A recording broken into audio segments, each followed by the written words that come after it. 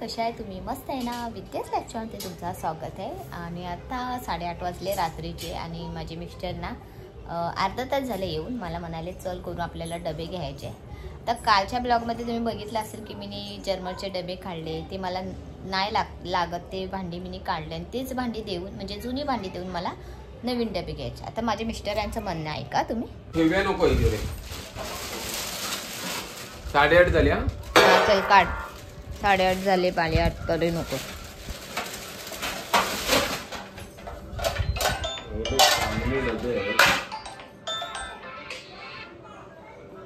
आलं ना? Okay okay हो ठीक आहे. हो मी व्हॉट्सअप करतो. घेऊ नकोस, हे 150 रुपये किलोच्या भावाने होणार. तुला 200 ते 300 रुपये भेटणार या डब्याचे. हे कोणाला तरी देऊन टाकू आपण, मग त्याला तरी वापरायला भेटेल. आणि आपण स्टीलचे डबे घेऊन येऊया. 2 ते 3 दिवसात मी कोणाला तरी देतो. 300 रुपयाने का होणार आहे? ठीक आहे, काय बोलते? देऊन टाकूया. मला असं वाटतं की आपण त्या भांडीवाल्याला दिले तर आपल्याला नवीन डबे घेण्यामध्ये थोडाफार भर नाही होणार. 300 रुपयाचा फरक. 300 या जमान्यात 300 आणि 200 रुपये पण भरपूर झाले. कोणाला तरी वापर कोण नाही ह्या जमान्यात आता जर्मरचे डबे वापरा. मी आईला विचारतो. मग मी माझ्या आईला विचारते. मग विचार ना. स्टीलचे डबे घ्यायचे तर मिस्टरांचं म्हणणं होतं तू डबे त्या भांडीवाल्यांना देण्यापेक्षा ना तू कोणाला तरी देऊन टाक. आता कोण सहसा जर्मरचे डबे वापरत नाही, पण या माणसाला कोण सांग. त्याला मिस्टरांचं काय ऐकलं नाही. मी तर भांडी घेऊन आली. जुनी भांडी मी काढलेलीच होती की जुनी भांडी देऊन मला नवीन भांडी घ्यायची. तर इथे दुकानात आल्यावर आधी मी डबे पसंत केले. डबे पसंत केल्यानंतर जुनी डबे आणि जुनी भांडी होती त्याचं वजन करून घेतलं आणि मग उरलेल्या पैसे त्या नवीन डब्यामध्ये ॲड केले आणि थोडेफार पैसे देऊन डबे घेतले. मी आधी कुकर आणि इडलीचा भांडा घेतलेला आणि त्याच दुकानात मी आलेली होती आणि त्याचा ब्लॉग पण आहे, त्यामुळे इथे मी जास्ती काय शूट नाही केला. या साईडला म्हणजे स्टेशन, दादर स्टेशनला ही सरळ बस जाते ना, तिथेच कबूतरखाना उजवीकडे हा दुकान आहे. तर ह्या दुकानातून मी भांडी घेतली. मी बाहेरनं तुम्हाला दाखवते कारण मी ह्या दुकानात आलेली होती.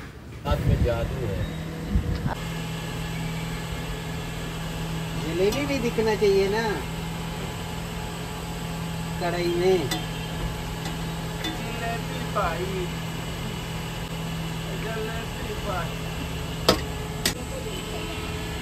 गाड़ी बंद करा से.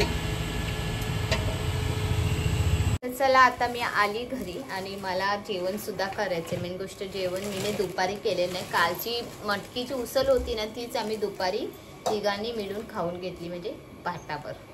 तर आता जेवण करायचं आहे. मला वाटलं आज पण मिस्टर नाही येणार आणि माझं राहणार म्हणून मी आरामात राहिली. म्हणजे संध्याकाळी करेल करून, पण ते आले अचानक आणि आम्ही एवढ्या घाई गडबडीत गेलो ना की विचार नाही करू शकत. एक तर स्वतः चुक्या करतो आणि त्याच्यात निस्तारायला मला लागतो आणि असा तांडव करतो ना तसा का मोठा तुफान. आता समोरचा व्यक्ती आपल्याला पैसे देतो, त्या समोरच्या व्यक्तीला व्यवस्थित आपला गुगल नंबर द्यायचा ना, तर तो व्यवस्थित भेटतो. त्याला चुकीचा नंबर दिला, त्या माणसाने पैसे दुसऱ्या व्यक्तीला पाठवलं आणि त्या गडबडीत मला चल चल म्हणतो, परत मी नाही बोलली तर त्याचा परत मग जास्ती वाद होईल म्हणून मी शांत राहिली. त्याच्याबरोबर गेली. जाताना एवढा काही व्हिडिओ केलाच नाही. त्याचं म्हणणं होतं जुने डबे ठेव, कोणाला तरी द्यायला होईल, आपण नवीन डबे आपल्या पैशाने घेऊया. माझं म्हणणं होतं जुने डबे कोणाला देण्यापेक्षा ना आजकाल कोण नाही वापरत जर्मरचे डबे, तर आपल्याकडे हाय ते देऊन थोडे पैसे टाकून डबे घेऊया. हा बघा, हा एक डबा घेतला मी. डबा घेतला 10 किलोचा. याच्यावर झाकण पण आहे. अरे देवा, आपण नावं नाही घेतली लिहून.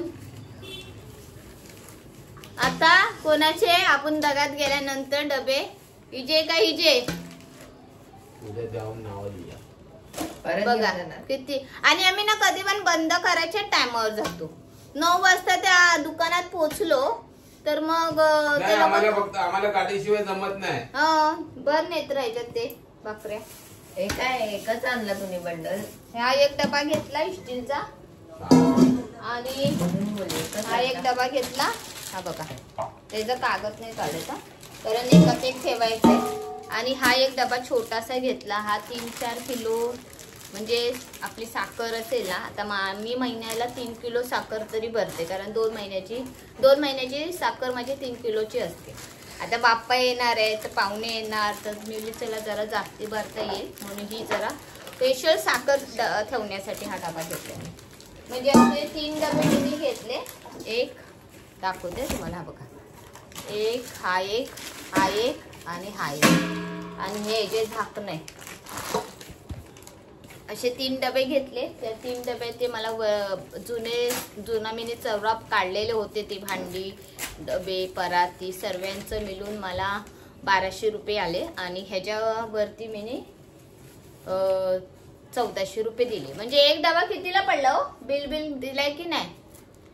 हा डबा आहे ना आम्हाला 1025 रुपयाचा. आणि त्याच्यानंतर हा एक डबा आहे ना तो 1010 रुपयाचा आहे. आणि हा एक डबा आहे ना तो आम्हाला 610 रुपये लागला. म्हणजे एकूण आम्हाला आता जुनी भांडी देऊन मला 1400 रुपये वरती द्यायला लागलं. बस ना आम्हाला बुक भेटले. योगिनीच्या ट्युशनला काम येईल आहे ना योगिनी? त्याला खोलूया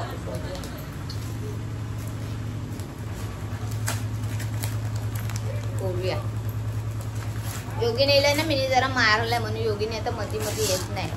दणके दिले तिला मस्तपैकी. हे बघा 6 बुक आहे. जिलेबी बाई गरम गरम जिलेबी खाओ रे, जिलेबी बाई.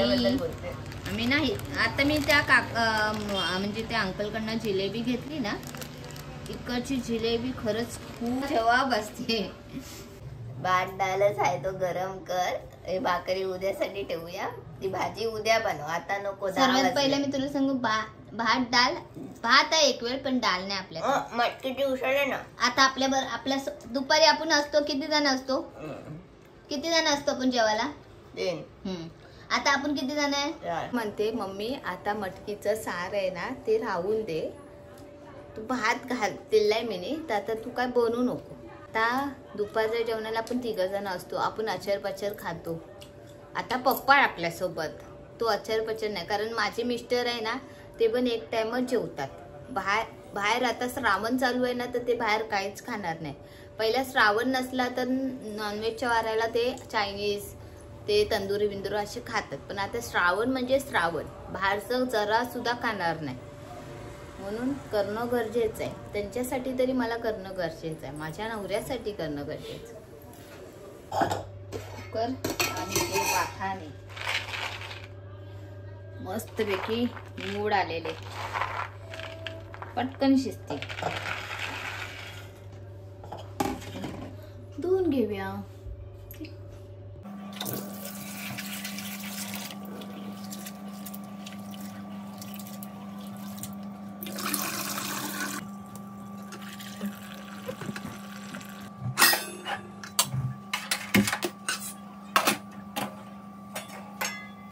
तर आता खूप महिन्यानंतर आज मी काले वाटाण्याची भाजी बनवते. भाजी म्हटलं तर उसळ, कारण मला भाताला पण लागेल तसं मी करणार आहे. त्याच्यामध्ये मी वाटप सुकं खोबरं, कांदा, लसूण आणि अद्रक हे सर्व मी आधी भाजून घेतलं, मिक्सरमध्ये बारीक केलं. मिक्सरमध्ये वाटप बारीक करायच्या आधी मी थोडेसे काळे वाटाणे शिजलेले ना ते पण मी मिक्सरमध्ये बारीक करून घेतलं.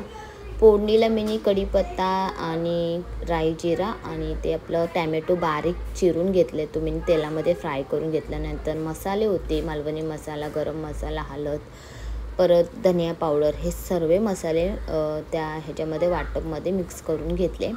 2 मिनिटासाठी फक्त झाकण लावून घेतलं कारण ग्रेव्ही आहे ना ती छानपैकी थोडंसं शिजली पाहिजे मस्तपैकी. आणि वाटाणे, काले वाटाणे मी शिजवलेले, त्याचं पाणी आणि ते वाटाणे सर्व त्याच्यामध्ये टाकून मीठ टाकलं आहे आणि मग 2 मिनिटासाठी फक्त छानपैकी कड आले बघा. खूप सुंदर छान वाटाण्याची उसळसुद्धा होते आणि वाटाण्याची भाजी. काय चालू आहे घरात? 2 दिवस झाले उसळच बनते, काल मटकीची आणि आज काल्या वाटाण्याची. तर चला आता काल्या वाटाण्याची उसळ झाली आहे आणि आता आम्ही जेवून सुद्धा घेतो आणि ग्रेव्ही मी अशीच ठेवली आहे कारण थोडं भाताबरोबर खाता येईल करून. खूप महिन्यानंतर हे काल्या वाटाण्याची आम्ही उसळ बनवली आहे. तर नाचणीची भाकरी आणि तांदळाची भाकरी मी बाहेरनं मागवलेली. आता जेवून घेते आणि तुम्ही सुद्धा या जेवायला. आणि आजचा ब्लॉग इथेच एंड करते. तुम्हाला माझे ब्लॉग आवडत असेल तर प्लीज लाईक करा, सबस्क्राईब करा, कमेंट करून नक्की सांगा माझं कुठे चुकतं काय. Bye bye, good night.